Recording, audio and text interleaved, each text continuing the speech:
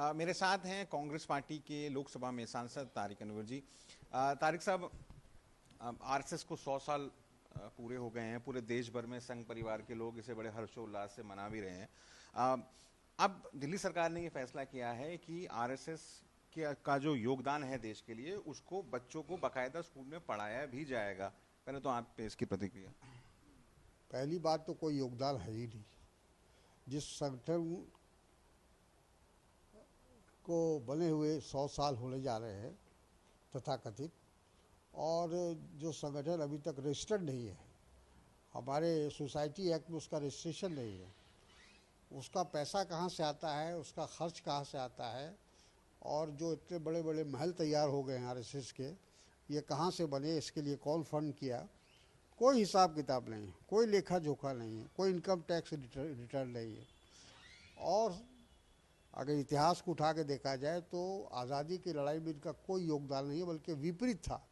वो अंग्रेज़ों से मिले हुए थे, अंग्रेज़ों का सहयोग कर रहे थे, और उस संगठन को इस तरह से पेश करना बढ़ा चढ़ाकर, हम सोचते हैं कि देश की जनता की आंखों में धूल झोंकने वाली बात है। सब लोग जानते हैं आरएसएस के इतिहास को। खुद सरदार पटेल जी जब गृह मंत्री थे, 2 बार उन्होंने इस संगठन को बैन किया था। आप कह रहे हैं सर, बड़ा चढ़ाकर बताया जाता है आरएसएस को। जो बीजेपी के जो माइनॉरिटी सेल के अध्यक्ष हैं जमाल सिद्दीकी, उनका तो ये उन्होंने डिमांड की है कि जो हेगड़ेवार साहब हैं उनको भारत रत्न दे देना चाहिए। भाई वो तो कहेंगे ही, वो तो उनका खुराक खा रहे हैं, उनकी परवरिश उसमें हो रही है, तो वो तो करेंगे ही। इसके अलावा आज प्रधानमंत्री भी एक इवेंट में गए आरएसएस के। उन्होंने कहा कि देश के सामने जो सबसे बड़ी चुनौती है, सोशल हार्मनी को जो सबसे बड़ी चुनौती है, वो है डेमोग्राफी को जो चेंज हो रही है, या ये सबसे बड़ा चैलेंज है जिसको हमें आगे चलकर टैकल करना है। आप भी ऐसा मानते हैं?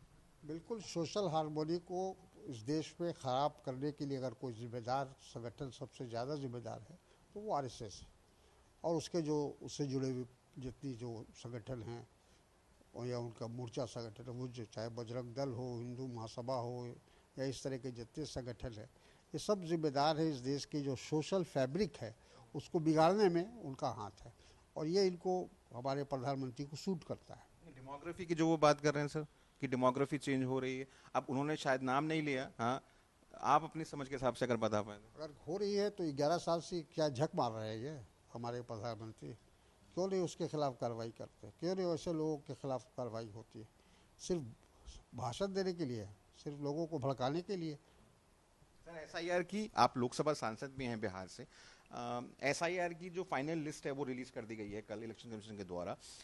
उसमें कहा जा रहा है कि 45 लाख से ज़्यादा जो वोटर्स हैं वो डिलीट हो गए हैं।